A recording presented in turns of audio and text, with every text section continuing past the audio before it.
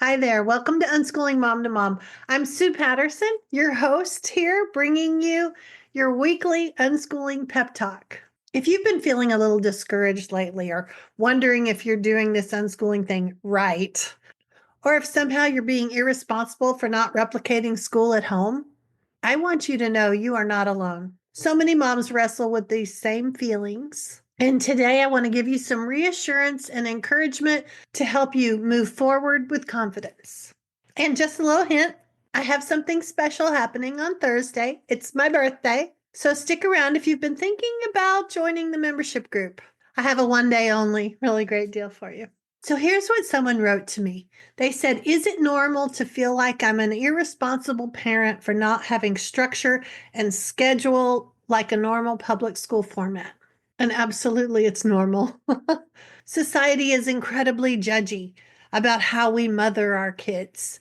It's like we've all been thrown into some giant competition. Who's the busiest, the most exhausted, the most self sacrificing?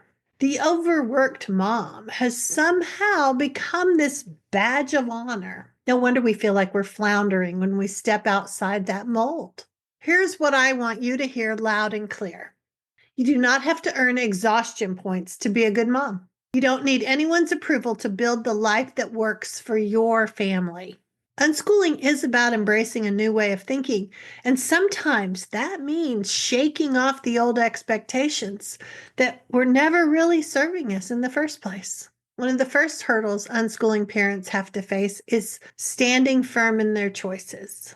Maybe you still feel like you need to get permission from your parents, from your friends, from your in-laws, even that little voice in the back of your head that tells you this is not how I was raised. Maybe you haven't broken free from some of those family roles that you've outgrown. But here's the truth. You are the grown-up now. You get to make that decision about what works, what your family needs. And that doesn't mean it's always easy. It takes some time to feel solid about your choices. And certainly nobody really talked about how to learn to stand on your own 2 feet. Maybe you've even gotten in a little bit of a rut because it was just easier to agree with everybody else instead of standing on your own and standing up to them. But talking with other unschooling parents who've been there will make a huge difference. We all have to figure this out. And it's nice to not have to do that all by yourself. Your kids really do need you to be their advocate because if you're waiting for approval, it may never come. And you don't want to waste a single day of your child's childhood waiting for validation from people who don't even see the full picture. Your kids need you to be the person who trusts in their unique journey and stands up for what feels right for your family. And I know that can be a hard thing to do. But your own child needing you to step up might be the catalyst you need to break free from the dutiful daughter or the compliant schoolgirl roles that may still be dictating a lot of your life. Seeing that you are there to be the protector may be the incentive you need to get through the hard part. You may have to give yourself permission and approval for what needs to happen, for what's resonating with you, for what's best for your child. Parenting isn't all about having all the answers from day one. It's about being open to learning and growing alongside our kids. Even with my own grown children who are now all in their 30s, I'm still learning and adjusting how to support them. And the same will be true for you. One of the biggest shifts in unschooling is learning to trust your child's learning process. And that means listening, really listening to what they need. Sometimes our old habits and beliefs want to jump in and take over. But when we pause and connect, we build something so much more powerful. It's trust. And trust is the foundation of everything. The more connected you are with them, the more data you can gain about what's going on with them. You'll see and hear the progress, and you won't feel that panicky feeling to get in there and run the show.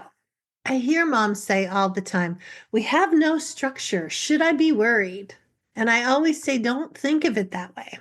Instead, ask yourself, do we have a rhythm that works for us? Families ebb and flow, but school systems are rigid. You're not running a system. You're nurturing a family. And the beauty of unschooling is that you can shift and adjust whenever you need to. Think about what successful classrooms do.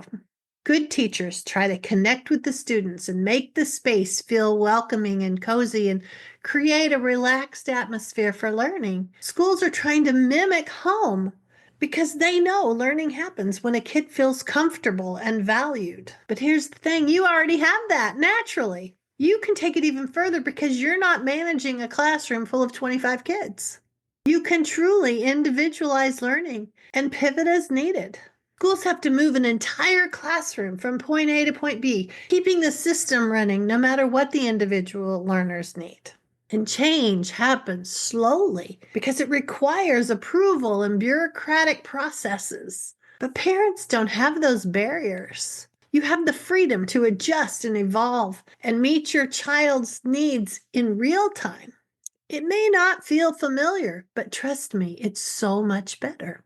What worked for your child a few months ago might not work today, and that's okay.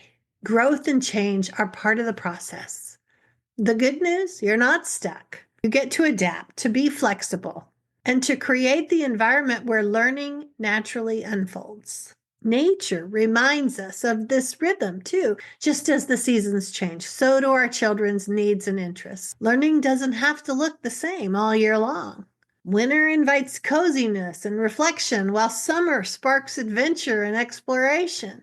And if you're looking for ways to align your unschooling with the natural rhythms of the year, my seasonal unschooling guides are full of ideas and tips to help you create meaningful, seasonally inspired learning experiences. Even though the mainstream world may not understand unschooling, you are far from alone. There are so many families out there raising their kids this way, and they are thriving. If you need to hear stories from grown unschoolers, I've got plenty to share.